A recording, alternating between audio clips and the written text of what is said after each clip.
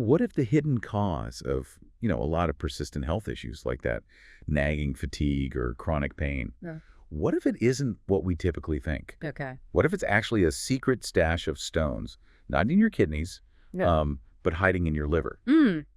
Interesting premise. Today, we're taking a really deep dive into this profound connection between your liver health and your overall well-being. We're guided by a pretty comprehensive source that, frankly, challenges a lot of conventional thinking about gallstones and disease. Right. And our mission today really is to unpack how these internal blockages, specifically these often overlooked liver gallstones, can dramatically impact nearly every system in your body. Okay. And we'll also explore a powerful sort of self-directed tool for addressing them. A self-directed tool. Yeah. And it's really crucial to understand right from the start, we're not talking about the traditional gallstones people hear about, the ones often found in the gallbladder. Right. The ones that cause those painful attacks sometimes. Exactly. We're focusing on those forming silently within the liver itself. And importantly, why standard clinical tests so often just miss them entirely. Okay, let's unpack that, because this source, it posits a really fascinating, maybe even a bit unsettling idea that most gallstones aren't actually in the gallbladder at all. They form in the liver. Right. Directly in the liver tissue, within the bile ducts there. And here's the kicker. They're practically invisible to standard diagnostics. Things like x-rays, ultrasounds, CT scans. They just don't pick them up reliably. It's only, some advanced research places, the source mentions Johns Hopkins, that even describe them clearly as intrahepatic gallstones. Intrahepatic, meaning inside the liver. So you could be walking around with them, potentially hundreds, and have no clue based on routine checkups. That's the core idea. Yeah. And what's truly fascinating here is the liver's incredible resilience. It's functional reserve. Wow, so? Well, it can apparently lose up to 60% of its efficiency. 60%. Before routine blood tests even show a problem. 60%? That's huge. And it really is. Think about that. You could have significant congestion impacting your health in subtle or maybe not so subtle ways without conventional diagnostics ever flagging it. Wow. And the presence of these stones, doesn't really matter what they're made of, could be congealed bile, fatty acids, cholesterol, whatever it is, they profoundly undermine the liver's ability to do its job. Or rather, it's hundreds of jobs. So if it can lose so much function before we even detect it, what does this actually mean for our health? The source makes a pretty bold argument here. It does. It argues that these hidden liver stones are a major, often completely overlooked health risk. Okay. And it connects them directly to the occurrence, or at least the worsening of, get this, nearly every kind of illness. Nearly every kind. That's a really sweeping claim. It is a very broad claim. And if we connect this to the bigger picture, the source suggests that basically all diseases or symptoms of ill health are caused by some form of obstruction somewhere. An obstruction, like a blockage. Exactly. Think of it like a city's plumbing or infrastructure. If the pipes get blocked, everything downstream starts to suffer, right? You get poor flow, maybe backups. That makes sense. Yeah. A powerful analogy. Yeah. And the liver, in this picture, it sounds like it's the main processing plant for your whole body. Absolutely. It's distributing fuel to trillions of cells, 60 to 100 trillion. It's detoxifying chemicals, deactivating hormones, filtering over 3 pints of blood every single minute. It's relentless. Nonstop. So when gallstones obstruct its intricate network of bile ducts, it stands to reason that the whole system gets thrown out of whack. That's the argument. The entire equilibrium is disturbed. So how does the source break down the specific knock-on effects, these domino effects of liver congestion? Right, that's the crucial call on what exactly starts to go wrong. Let's start with something really fundamental. Your digestion. Okay, digestion. The liver needs to produce a good amount of bile, like 1 to 1.5 quarts a day, for you to properly digest fats, calcium, and protein. A quart to a quart and a half. That's a lot. It is. But many people, the source claims, with this kind of congestion, they might only be producing a cupful or even less. Wow, that's a huge difference. And what happens then? Well, when fat isn't digested properly, you might see things like floating stool. And the lack of bile, that deficiency, leads to issues like osteoporosis because you can't absorb calcium effectively. Osteoporosis linked to liver congestion. That's not something you hear every day. No, it's not. And you might also notice changes in stool color. It might become pale or clay-colored instead of the normal sort of greenish-brown. So it's really not just about what you put in your mouth, but but how your liver handles it afterwards. And it sounds like this ripple effect doesn't just stop in the gut, does it? No, not at all. It can surprisingly extend all the way up to your oral and gastric health. Your mouth and stomach. Well, congested intestines stemming from the liver issue can apparently lead to bile actually regurgitating, backing up into the stomach, and sometimes even into the mouth. Ugh, bile in the mouth. Yeah. Which can cause that bitter taste some people experience. Bad breath, maybe thrush, herpes outbreaks, gum problems, even tooth decay. The idea is that bacteria can more easily attack cells that are already weakened by this environment. So gum disease might have roots deeper than just brushing. According to this source, potentially yes. And ulcers in the mouth or on the tongue, they might actually mirror inflammation happening down in the GI tract. That's fascinating. And what about things like heartburn or gastritis? Well, here's another surprising claim from the source. It suggests that heartburn, gastritis, even stomach ulcers are often due to this backflushing of waste and toxins from the intestines upwards, not necessarily because you have too much stomach acid. So it flips the usual explanation. It does, and it suggests that those bugs, like H. pylori, they only really thrive and cause problems in a stomach environment that's already weakened by these underlying issues. Wow, okay. That reframes a lot of common stomach complaints. What about something as significant as the pancreas? You mentioned digestion. Does it affect pancreatic function and diabetes? Yes, the source draws a direct link. It explains that gallstones can obstruct what's called the ampulla of Vater. That's this crucial little junction where the bile ducts from the liver meet up with the pancreatic ducts. Okay, like a shared exit point. Exactly. And when that gets blocked, it can cause bile, toxins, and even microbes to sort of back up into the pancreas itself. And that causes damage. Yes. This backup is linked in the source to the development of malignant tumors in the pancreas and also to both type 1 and type 2 diabetes. Both types. That's significant. It is. And the source even cites cases where patients saw improvements in their diabetes after they successfully cleared out these liver stones. Okay, moving on. The heart is obviously critical. What about circulatory and heart health? A congested liver, according to this perspective, obstructs the venous blood flow returning to the heart. It slows down the return trip. Essentially, yes. Yeah. And this obstruction can potentially lead to things like heart palpitations or, in more severe chronic cases, even contribute to heart attacks. And toxins play a role too. Definitely. When the liver isn't functioning properly, it can't neutralize toxins effectively.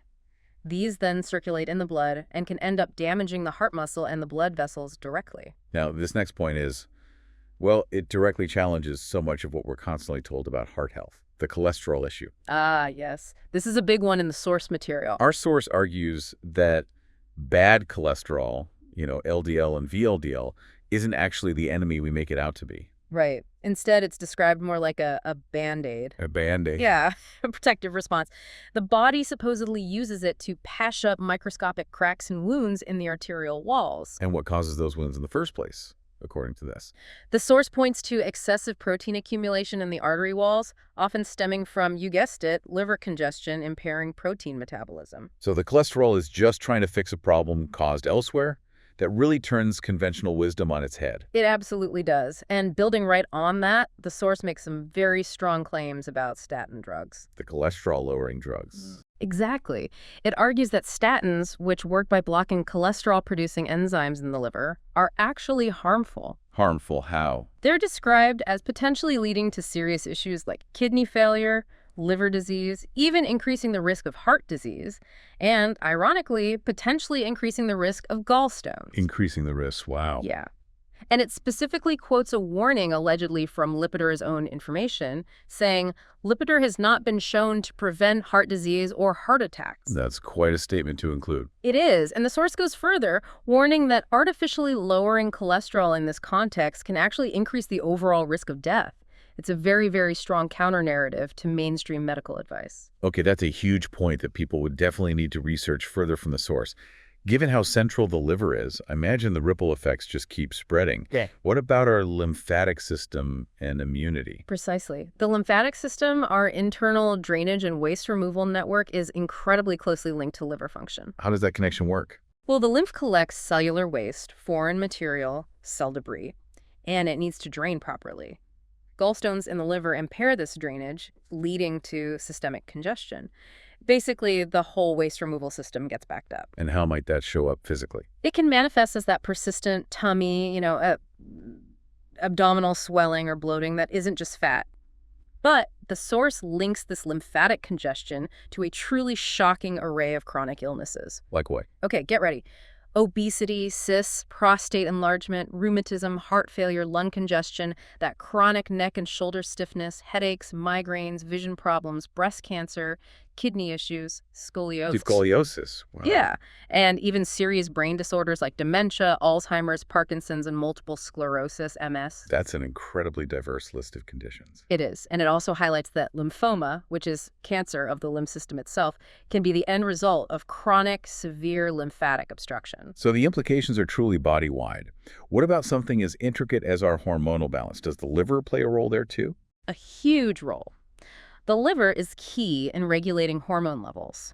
Think estrogen, aldosterone, cortisol, insulin.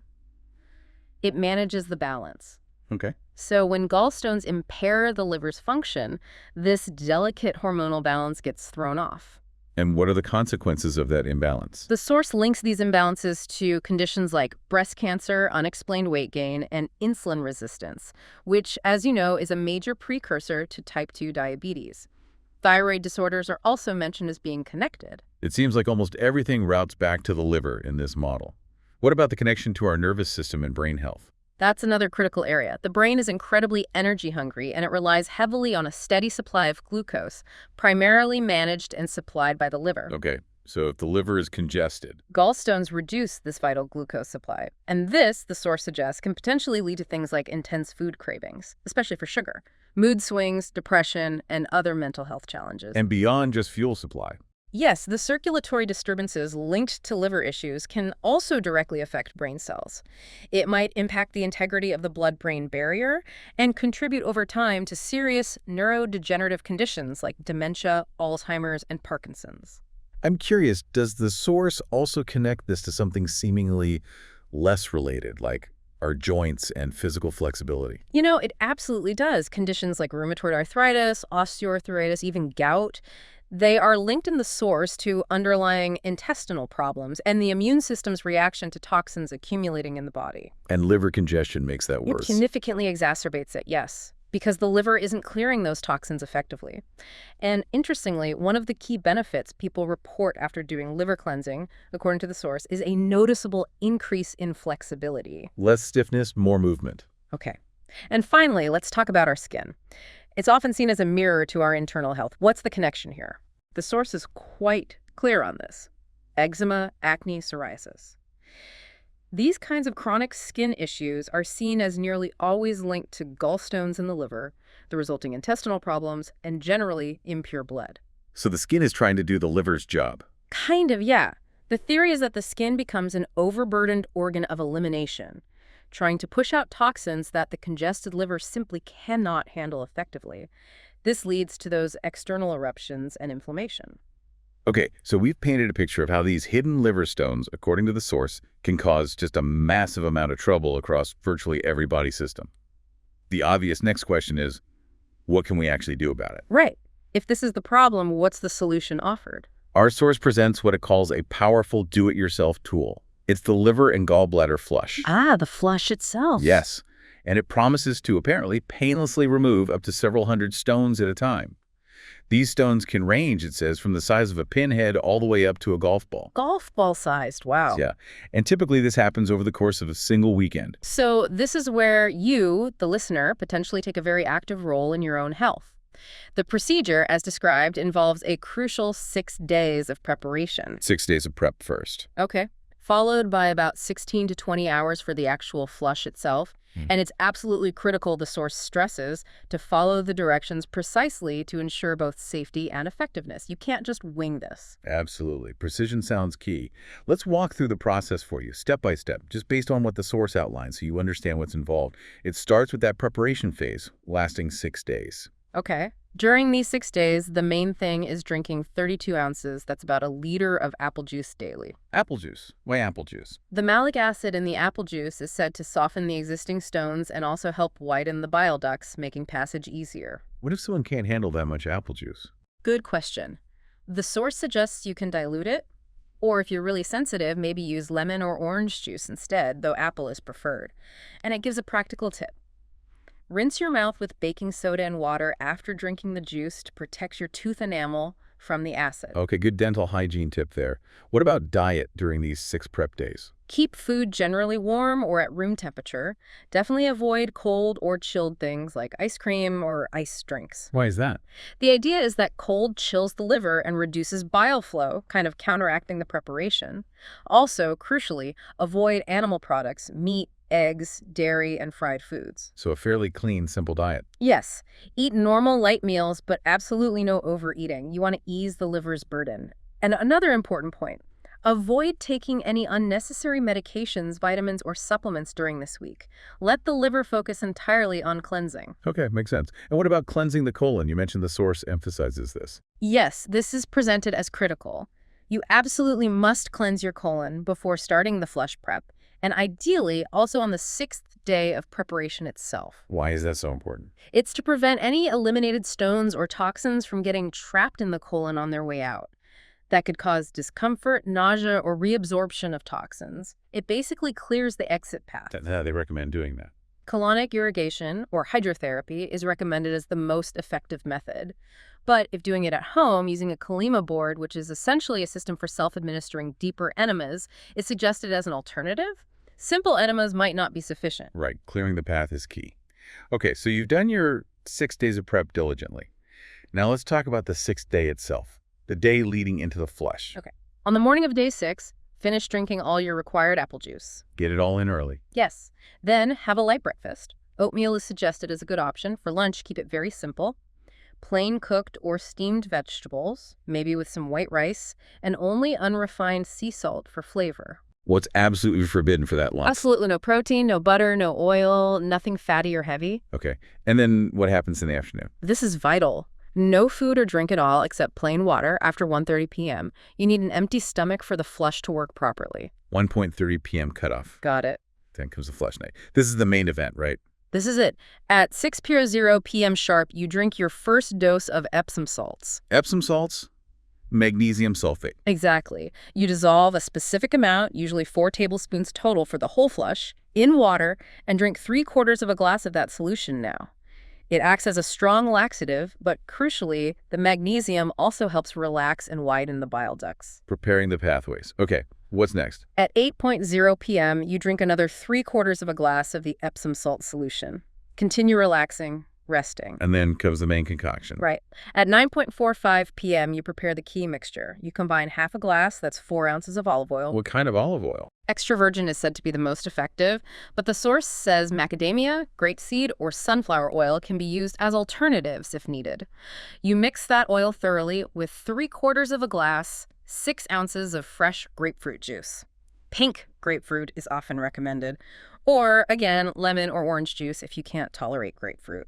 So you shake that up really well. Yes, shake it vigorously until it's emulsified. Okay, so 10:00 p.m. is showtime. 10:00 p.m. on the dot. You stand by your bedside, drink the entire oil and juice mixture. Try to get it down relatively quickly, ideally within 5 minutes or less. Standing up is recommended while drinking it. And then immediately. Immediately lie down in bed. For at least the next 20 minutes, you need to be perfectly still, absolutely still. How should you lie? You can either lie on your back with your head propped up on pillows higher than your abdomen, or lie on your right side with your knees pulled up towards your chest. Choose whichever feels more comfortable, but stay still. And what might you feel during this time? The source says you might actually feel a sensation of stones traveling through the bile ducts, like little marbles rolling. But it emphasizes it should be painless. Painless. Why? Because the magnesium from the Epsom salts has opened and relaxed the ducts, and the bile released, along with the stones, provides natural lubrication. Okay.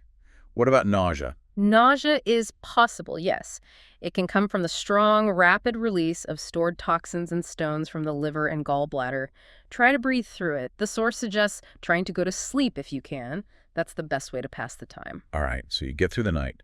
What happens the following morning to complete the process? The next morning, but no earlier than 6:00 a.m., typically around 6:00 to 6:30 a.m., you take your 3rd dose of the Epsom salts, another 3/4 of a glass. And there's one more dose. Yes.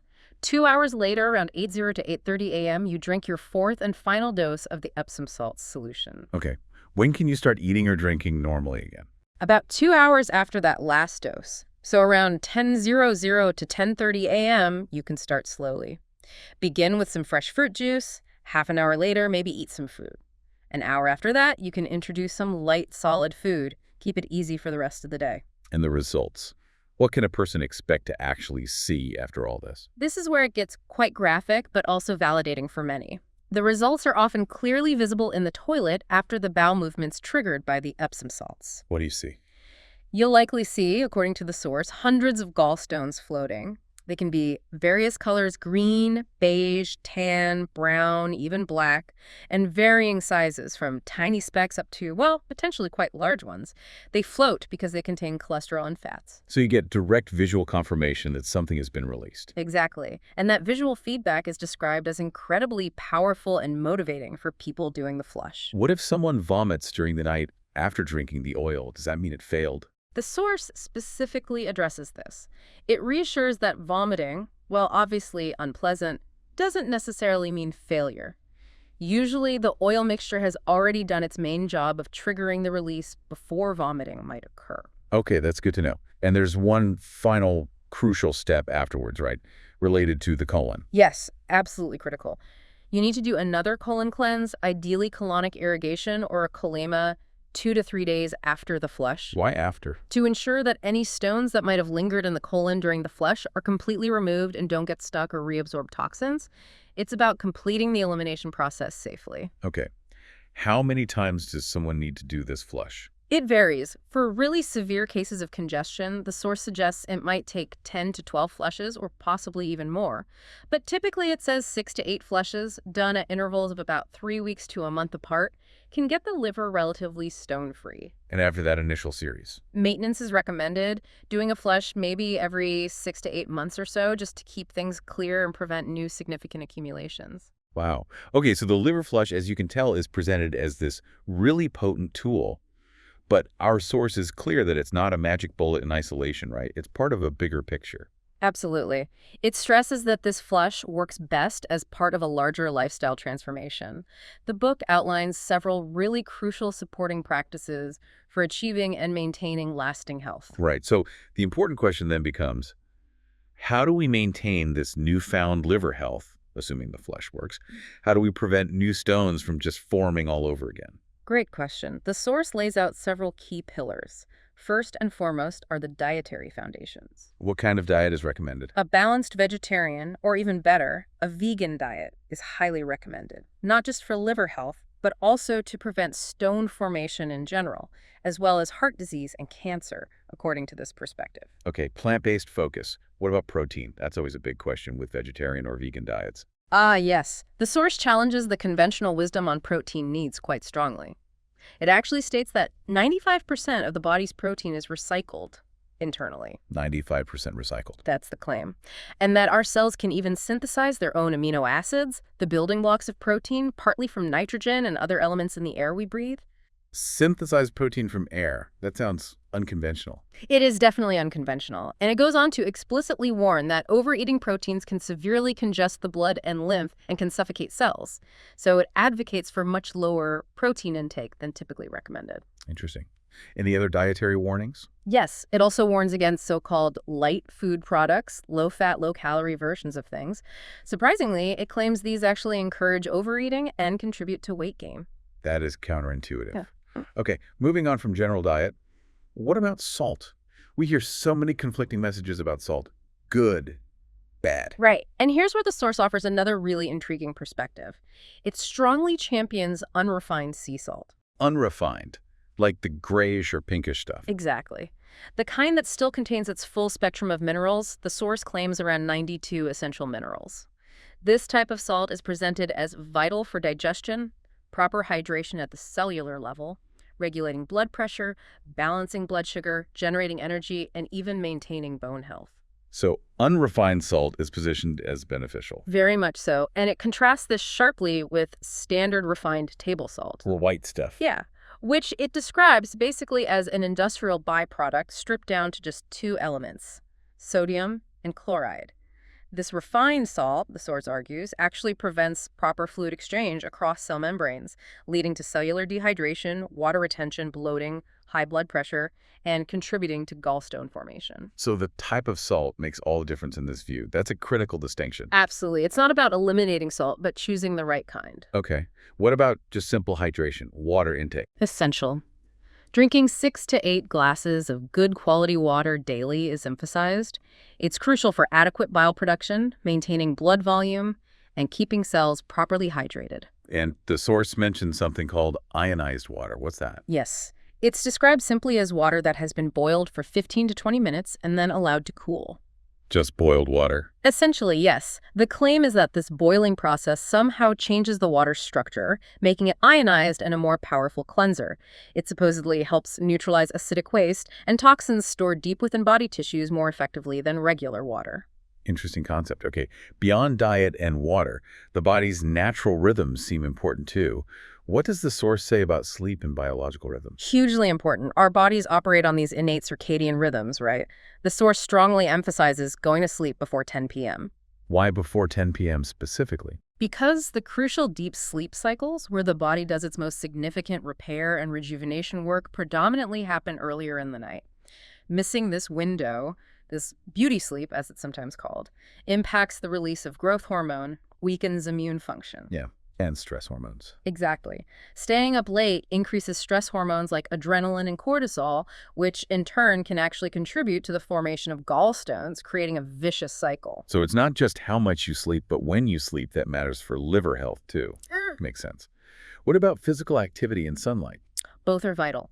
Regular but non-strenuous exercise is key. Things like aerobic activity, but ideally done with nasal breathing, not mouth breathing. Why nasal breathing? It's considered more calming and efficient. This kind of activity boosts circulation, strengthens immune function, and helps prevent gallstone formation. And then there's sunlight. We're often told to avoid the sun now. The source takes the opposite stance. It highlights the benefits of regular, sensible sun exposure without sunscreen. Without sunscreen? Why? For vitamin D synthesis, which happens when sunlight hits cholesterol in the skin, this helps regulate cholesterol levels naturally. Sun exposure is also linked to better blood pressure, increased energy, and overall vitality. Sunscreens block this process. Okay, another counter-mainstream point there. Now, we often talk about the mind-body connection.